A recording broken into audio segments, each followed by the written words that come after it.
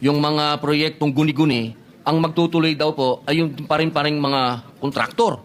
Kaya po ako lalong nagkaroon ng lakas na loob na gawin po itong talumpati na ito sapagkat kung pamimiliin po ako kung pamimiliin po ako mismo, kung sino dapat ang gumawa nito at magkakatiwalaan ko, hindi na po siguro yung mga kontraktor na yun. Kung hindi, ito na po sigurong AFP, COE, na matagal na pong gumawa ng mga proyekto, katulad po ng mga airport. Kapag airport po ang ginagawa niyan, ibig pong sabihin, matibay po talaga yung mga runway na ginagawa nito mga ito. At sa cost po, sa cost na kung ano po yung budget, nakakatipid pa po sila. Meron pa pong savings, Kaya po nung narinig ko po yon sa balita, sabi ko, siguro naman mas maganda itong aking itatalumpati dahil ito sigurado, number 1, ang sundalo, disiplinado. Kapag gumawa sila ng kapalpakan, merong kagad court martial. Andyan po kaagad. Talagang mabilis ang aksyon. Dito nga po, gumawa sila ng airport, 11 buwan lang.